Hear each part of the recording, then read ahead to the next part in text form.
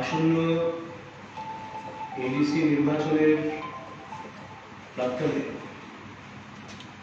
একটি অত্যন্ত গুরুত্বপূর্ণ বিষয় আপনাদের মাধ্যমে সবাইকে অবহিত করার জন্যে আজকে আপনাদের সবাইকে এখানে আহ্বান করা হয়েছে। আপনারা কিংবা যারা রাজনৈতিক খোঁজ খবর রাখেন তারা অবগত আছেন ভারতীয় জনতা পার্টি একটি অত্যন্ত সুশৃঙ্খল রাজনৈতিক দল এবং এই দলের কার্যকর্তা যারা রয়েছি আমরা সকল কার্যকর্তাদের কাছে দলীয় সংবিধান এবং অনুশাসন সর্বোপরি, এর বাইরে যাওয়ার ক্ষমতা কারণ নেই। দলীয় নেতৃত্ব যে দিশা নির্দেশ দেন কিংবা যে সিদ্ধান্ত গ্রহণ করেন সেটাকে পুঙ্খানুপুঙ্খরূপে পালন করা, সেটাই হচ্ছে কার্যকর্তাদের প্রথম কর্তব্য। ভারতীয় জনতা পার্টিতে যারা কার্যকর্তা রয়েছে আমরা কার্যকর্তাদের কাছে দল সর্বোপরি, ব্যক্তির কোনো স্থান এখানে নেই। সে ব্যক্তি যত গুরুত্বপূর্ণই হন না কেন, দলের ঊর্ধ্বে ব্যক্তি কখনোই নয় ভারতীয় জনতা পার্টিতে। কিন্তু বিগত কয়েকদিন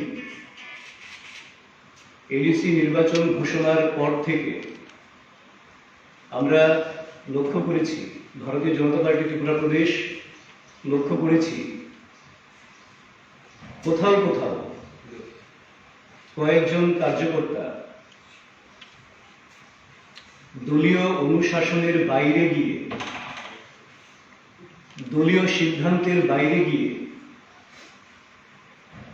দলীয় যে ভাবমূর্তি সেটাকে কলুষিত করার, হেয় প্রতিপন্ন করার মতন কিছু কিছু কাজে লিপ্ত হয়েছেন।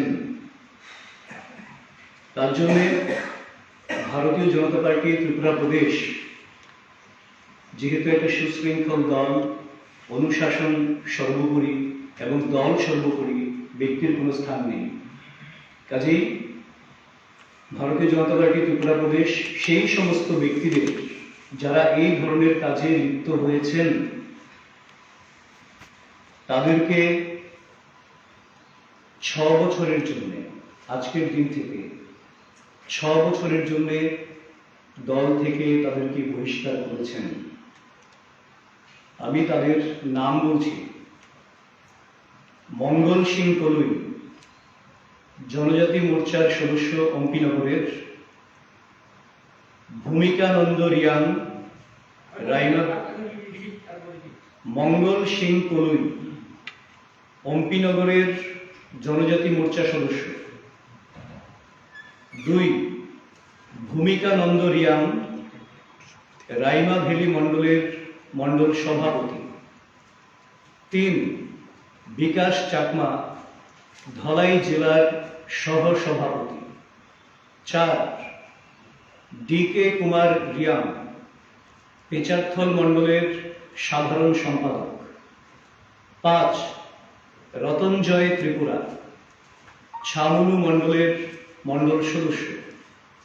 6 দুলাল দাস, এসসি মোর্চার সদস্য। 7 সুকুমল বিশ্বাস, এসসি মোর্চা ধলাই জেলার সভাপতি। 8 তপন রায়, করমছড়া মণ্ডলের সদস্য। 9 জোসেফ লাল ফামকিমা, করমছড়া মণ্ডলের মণ্ডল সভাপতি।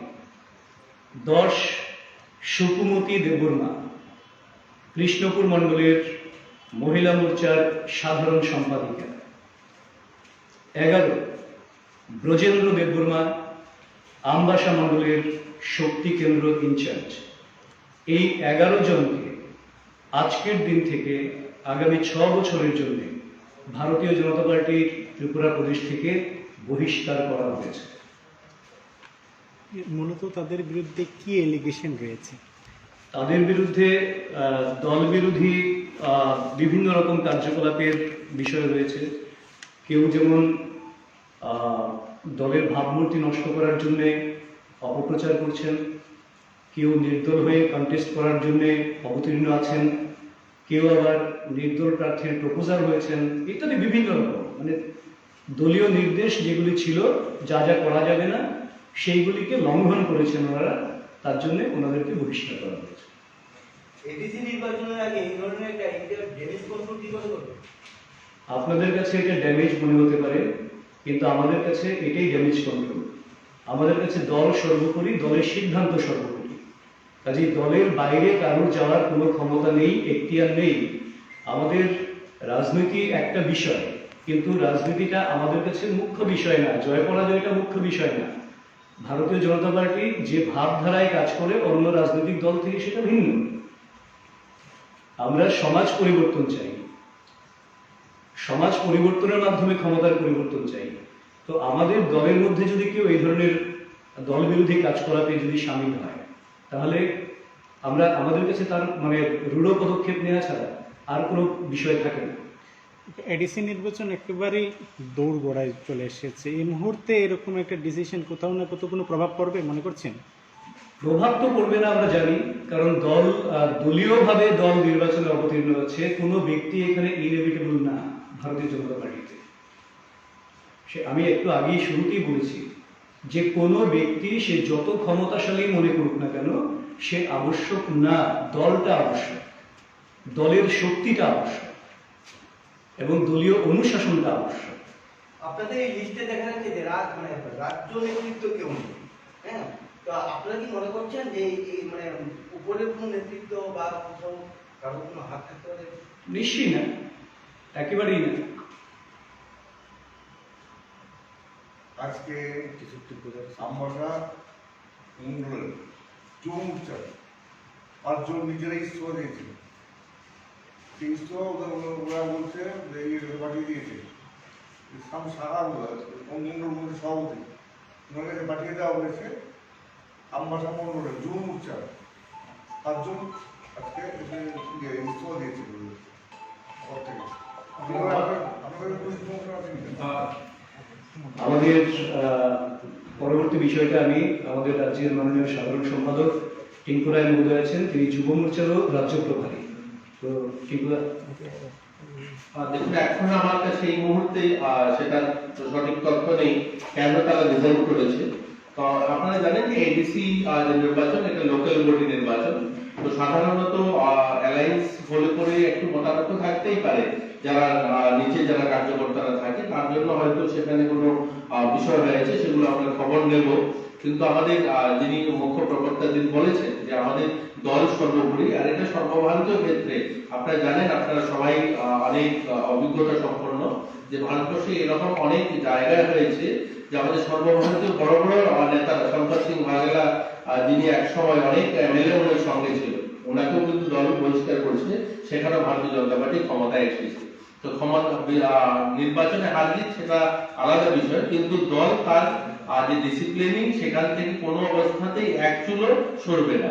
তো আমাদের এখানেও যেগুলো হয়েছে, কোথায় কোথায় যে সমস্ত সমস্যা তৈরি হয়েছে, আমরা তাকে কোনো অবস্থাতেই আমাদের রাজ্য সেটাকে বরদাস্ত করবে না। এটাই হচ্ছে মূল কথা।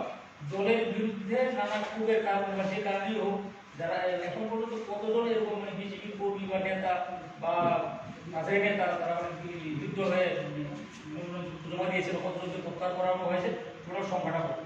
দেখুন, আমরা যে আজকে লিস্টটা দিচ্ছি, যেটা আপনাদের বললাম, সেখানে 11 জন রয়েছে। তো 11 জনের মধ্যে সবাই যে প্রার্থী হয়েছে এরকম নয়, কেউ হয়তো কোনো নির্দল প্রার্থীর প্রপোজাল হয়েছে, কেউ হয়তো অন্য দল থেকে টিকিট নিয়েছেন, বা অন্য ওনাদের অ্যাক্টিভিটিস সঠিক যে ভারতীয় জনতা পার্টি প্রার্থী যিনি রয়েছেন ওনার সঙ্গে সেই সহযোগিতা করছেন না। তো সেই ধরনের 11 জনকে আমরা বহিষ্কার করছি। এরকম স্পেসিফিক প্রার্থী কতজন নির্দল হয়েছে এরকম আছে কি, বা প্রপোজাল কতজন হয়েছে, স্পেসিফিক কিছু সংখ্যা আছে? আর 3 জন প্রপোজার হয়েছে, একজন অন্য দল থেকে প্রার্থী হয়েছে, আর বাকি যারা রয়েছেন তারা নির্দল প্রার্থী হয়েছে। আচ্ছা কিন্তু হ্যাঁ বলুন। আপনার যাকে আমরা প্রধানত সংস্কার পন্থী বলি বা অনেক ধরনের বিশেষণ দেওয়া হচ্ছে, ওদের বিরুদ্ধে কি কোনো অভিযোগ আছে বা এই কারণে নেই, এই ধরনের কোনো নাম আমাদের এখানে নেই। আমাদের এখানে সংস্কারপন্থী বলে কিছু নেই। আমরা সবাই ভারতীয় জনতা পার্টি কার্যকর্তা, আমরা একটা টিমে কাজ করি। তো আমার ঠিক জানা নাই সংস্কারপন্থী কাজ। যাদের বিরুদ্ধে অভিযোগ উঠতে শুরু করছে, যাদেরকে যাকে মন্ত্রী থেকে ইস্তফা দিতে হয়েছে, দেখুন, বড় পরিবার যখন হয়, বড় পরিবারে যখন একটা বিশাল পরিবার হয়, ছোট ছোট মতামত থাকতেই পারে, কিন্তু সংস্কারপন্থী বা তারা বিরোধী এরকম কোনো শব্দ আমি ব্যক্তিগতভাবে বা আমাদের মুখ্য প্রবক্তা এই কথাগুলো আমরা কোনো সময় বলিও নি। আর সেগুলো একটা একান্তই মিডিয়া ক্রিয়েট করা, এগুলো আমরা পত্রিকায় দেখেছি এই ভাষাটা যে সংস্কারপন্থী। আমাদের ভারতীয় জনতা পার্টির পক্ষ থেকে কেউ কোনো সময় এই শব্দ ব্যবহার করেনি, আর আমাদের মধ্যে এটা নেই। যেহেতু বড় পরিবার থাকতেই পারে, মতামত থাকতেই পারে, আলাদা আলাদা সবার মত থাকতে পারে, এটাই তো গণতন্ত্র। আর এটাকে সংখ্যাগরিষ্ঠ যেটা থাকবে সেটা সিদ্ধান্ত হবে। আজকে যেমন আমরা কিছু লোককে বহিষ্কার করা হয়েছে, এখানে যে সবাই এটাতে সম্মতি থাকবে এরকম না, মত থাকতেই পারে। এই ধরনের হয়তো বিধায়ক যারা রয়েছেন এক দুজনের মত আলাদা থাকতে পারে, কিন্তু এ বলে তারা আলাদা বিরোধী বা সংস্কারপন্থী এরকম কোনো কিছু না। নির্বাচনে এর কোনো প্রভাব পড়বে না মনে নিশ্চিত মোটেই না। জয়েন হলে কিরকম আশা করতে পারে? আপনাদের আমন্ত্রণ রইল, ইলেকশনে যেদিন রেজাল্ট বেরোবে আপনারাও এখানে আসবেন, মিষ্টিমুখ করবেন। আমাদের প্রবক্তা আর বাকি তারা থাকবে এই মঞ্চে, আপনাদের সবাইকে নিয়ে আমরা আনন্দ উপভোগ করব।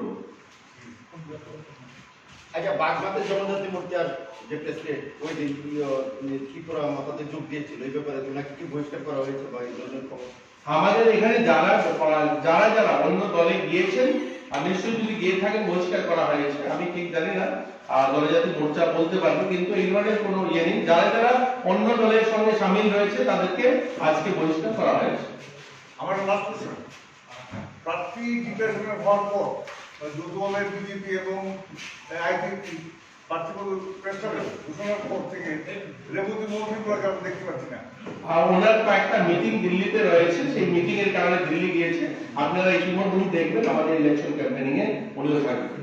এই মুহূর্তে চলে যাওয়াটা আমরা অনেক যেহেতু তিনি রাষ্ট্রীয় মোর্চার প্রেসিডেন্টের সঙ্গে সঙ্গে লোকসভা সাংসদ এবং অনেকগুলো স্ট্যান্ডিং কমিটির দায়িত্ব রয়েছে, আপনাদের বলতে আমার খুশি হচ্ছে এটা ত্রিপুরার যে প্রথম যে ভারতীয় জনতা পার্টির যারা সাংসদ দুজন গিয়েছেন দিল্লিতে, তারা অনেকগুলো গুরুত্বপূর্ণ স্ট্যান্ডিং কমিটি সদস্য হয়েছে। এটা ত্রিপুরার ইতিহাসে প্রথম হয়েছে।